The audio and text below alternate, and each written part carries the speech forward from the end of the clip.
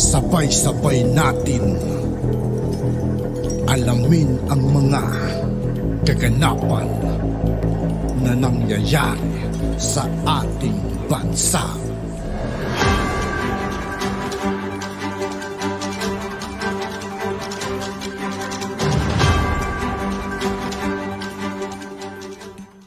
Yo, what's up mga kaibigan? This is I2K po again. Ngayon nandito naman ulit tayo sa channel ni Banat News Updates. Dito ulit tayo magbibigay ng komento at reaksyon. Kaya samahan nyo ako guys. Let's go!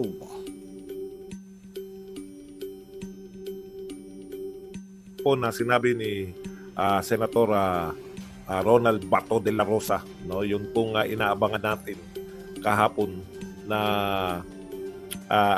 yung imbitasyon kay Maricel Soriano ay meron na pong imbitasyon, no, kasi papaliwanag daw ni Maricel Soriano yung pong mga authenticity naman ng mga kasama niya ron, no.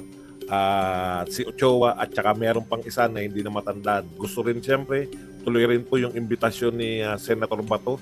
Kung hindi man po makakapunta rito si Maharlika, pwede naman siya kasi po Philippine rin po yan, no, yung pong Philippine Embassy ay Pilipinas din po yan, no. So imbitado rin po si Maharlika. Hindi pa po ako nakakapanood kay Maharlika.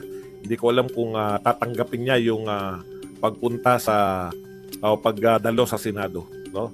Pero si Maricel Soriano po isa po siya sa mga inimbitahan at si Ochoa.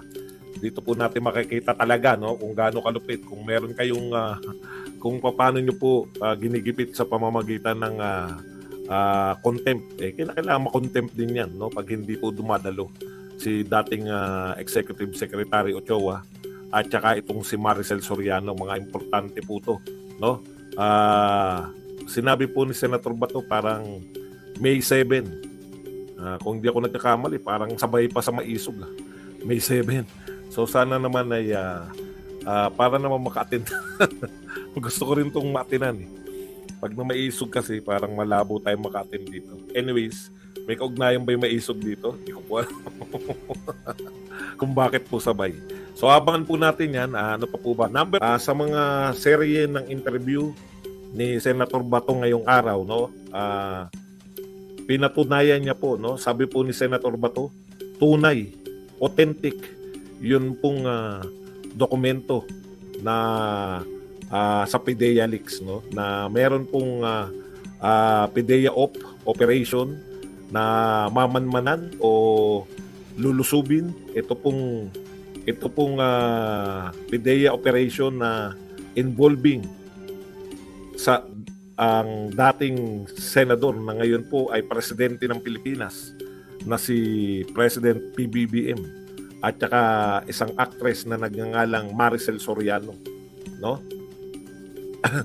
Ay pinatunayan po na ito po ay totoo. Si Harry Roque din po na isang abogado ay sinabi po, no, na yan po ay dapat ina-admit kung nasa korte po, no, kung korte po yung Senado, halimbawa po korte po yan, admissible na yan kasi meron po nagpatotoo na yung dokumento na yun, siya yung gumawa, siya yung pumirma. Yun po yung admissible na po yan sa korte kung korte po yung Senado, kaso hindi nga korte. So ibig sabihin totoo po at hindi po to yung yung haka-haka lang natin, ha? Ang nagsasalita po rito, tinatanong po siya ng ABS-CBN, si Senator Bato. Dito po sa programa, ano bang programa to? Na tinatawag na Teleradyo Serbisyo. Ito po ay yung Katrina ba yun? Katrina? Okay. So tinatanong po siya kung ano sa tingin niya, no? Na ito, sabi ng PIDEA, ito ay wala silang dokumento na ganito. Sabi naman ni Morales ay meron at ito nga po ay galing sa PIDEA. Ang paliwanag po rin ng Senator Bato sa kanyang pagsusuri, no? Hindi na po siya nagsabi na ito ay batay sa wala na po, no?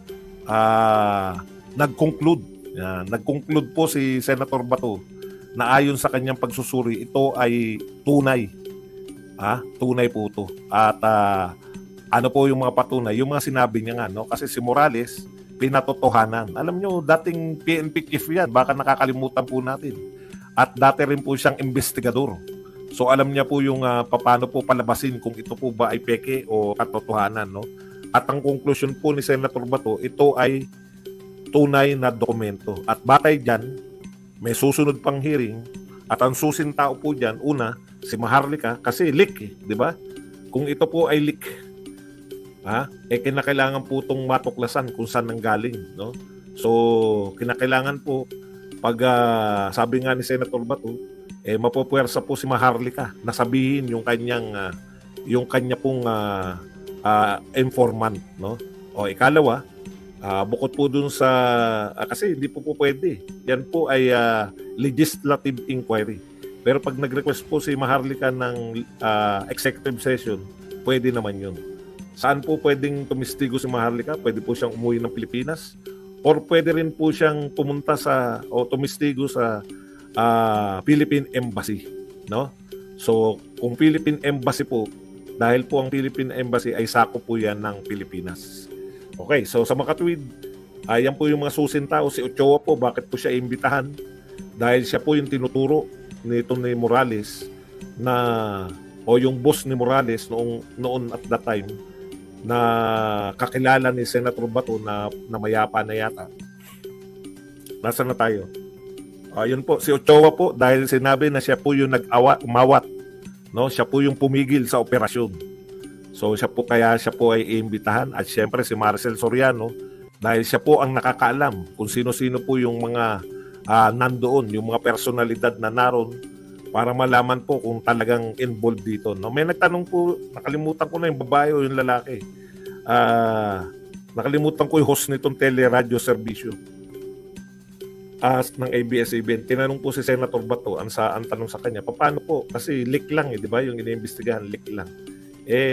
Paano kung matuklasan talaga na bukod sa leak lang, meron talagang krimen na naganap, no, sa investigasyon. Siyempre, nariyan, totoo naman po yun, no? Sanay naman si Senator Bato na sa pag-iimbestiga niya, halimbawa, ito lang ang iniimbestigahan, hindi po pwede, no? Mali na naman. Ako, panira kayo ng no? Hindi ko po maintindihan kung bakit mali pa rin sa inyo. Katrina. Okay. Kung mali pa rin yan si Bato, di wag niyo iboto. Ikampanya niyo wag manalo. Tignan natin kung may maniwala sa inyo. Okay. Kinakailangan po lumabas po yung katotohanan. Yun po yun. Si Maricel Soriano, na sinasabi natin bakit hindi imbitahin. O, di ba? Afterthought, siguro napag-isipan nila. Ba't natin nakalimutan si Maricel? Isa siya ron sa mga Okay. So pinapaliwanag din po ni Senator Bato na hindi yan na paglilitis, no, in aid of legislation yan. Pero kung makakatuklas po sila ng krimen, pwede po 'yun. Hindi po nila lilitisin. Pwede po silang sa ano tawag doon. Alam ko ganun 'yun Pag meron silang nakitang krimen o kung ano pa man, makikita nila na hindi sinasadya, pwede po nilang i-rekomenda na sampahan.